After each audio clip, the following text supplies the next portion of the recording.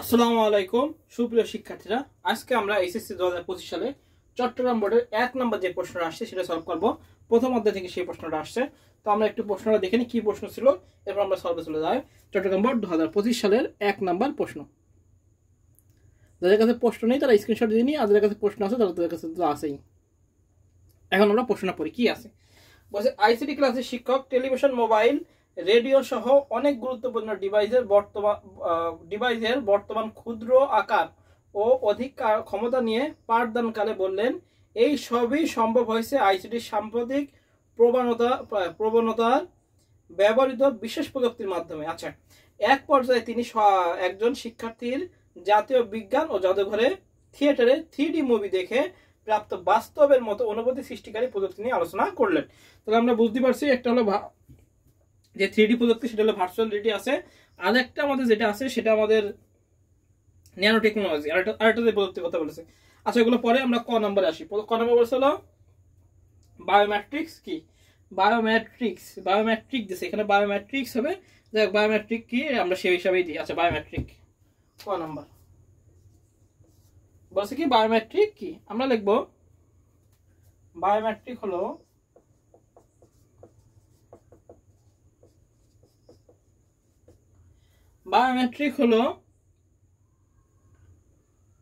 এমন একটি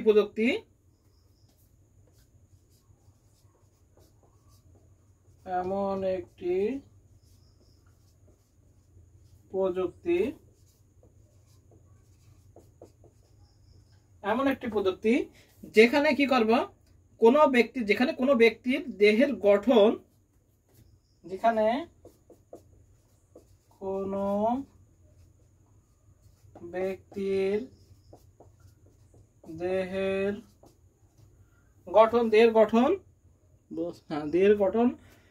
দেহের গঠন ও আচরণগত বৈশিষ্ট্যের ভিত্তি করে অদ্বিতীয়ভাবে শনাক্ত করা যায় ও আচরণগত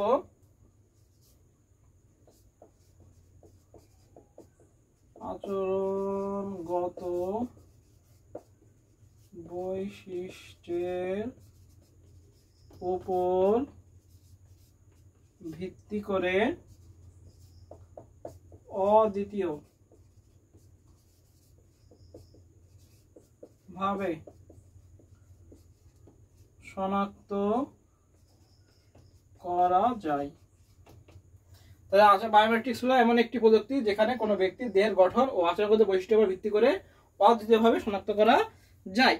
এটা হলো ক নম্বর উত্তর। আচ্ছা, খ নম্বর কি বলছে, প্রযুক্তির সাহায্যে একাধিক জীবের জিনোমকে কাজে লাগিয়ে নতুন জীবকোষ সৃষ্টি করা যায়, ব্যাখ্যা করে। এটা কিসের মাধ্যমে হয়? এটা হলো খ নম্বর হবে জেনেটিক ইঞ্জিনিয়ারিং।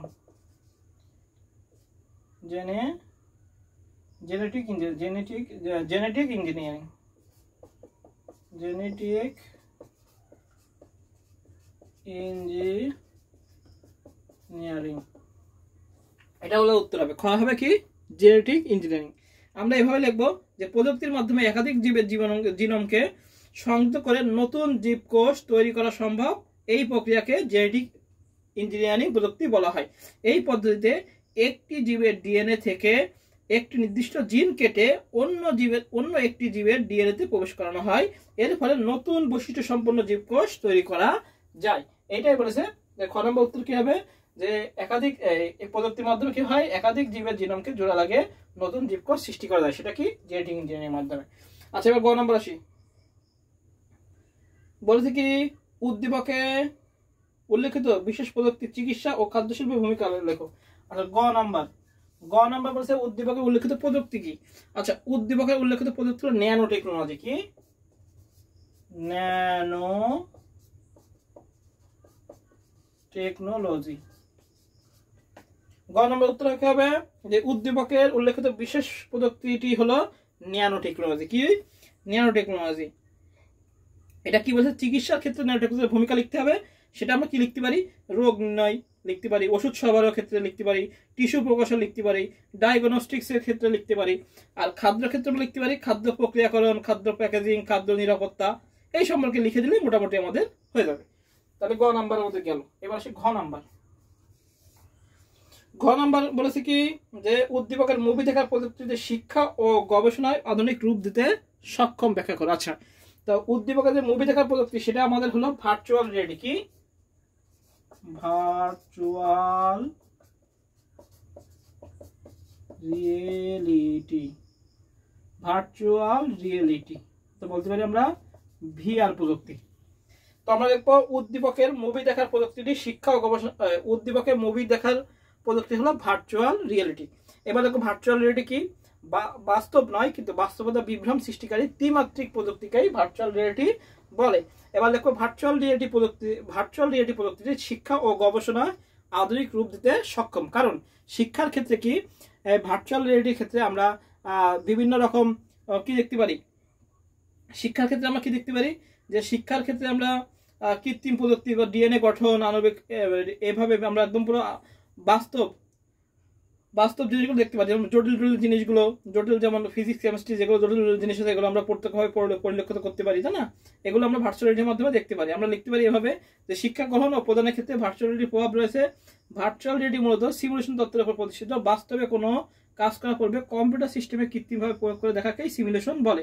ভার্চুয়াল রিয়েলিটির মাধ্যমে সিমুলেশন ও মডেলিং করে শিক্ষার্থীদের সামনে শিক্ষার জটিল বিষয়গুলো সহজে উপস্থাপন করা যায় এবং পাঠদানের বিষয়টি চিত্তাকর্ষকভাবে উপস্থাপন করা যায়। এছাড়াও বিজ্ঞানের জটিল বিষয় গবেষণা, ডিএনএ গঠন বা সিমুলেশন এসব পরিবেশ দেখায় কি হয়, ভার্চুয়াল রিয়েলিটির প্রযুক্তি চিকিৎসা, শিক্ষা ও গবেষণার ক্ষেত্রে আধুনিক রূপ দিতে সক্ষম। আমরা একটু বিস্তারিত নিজেদের মতো লিখে দেবো, বানাইবো না, একটু নিজেদের মতো লিখে দেবো, হ্যাঁ, তাহলে আমাদের হয়ে যাবে।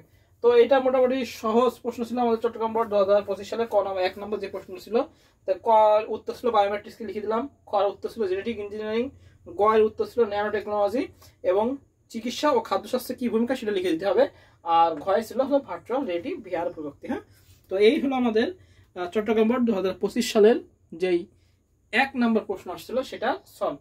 তো আমরা চট্টগ্রাম বোর্ড 2025 সালে 1 নম্বর সলভ হয়ে গেল। তো আমরা নেক্সট ক্লাসে আমরা অন্য কোনো বোর্ড নিয়ে আসবো। তো আমরা সবাই চ্যানেলটিকে সাবস্ক্রাইব করে দিই এবং নেক্সট ক্লাস আগে পাওয়ার জন্য আমরা লাইক শেয়ার বাটনে ক্লিক করে দেবো। তো সবাই ভালো থাকি, সুস্থ থাকি, সবাইকে আসসালামু আলাইকুম।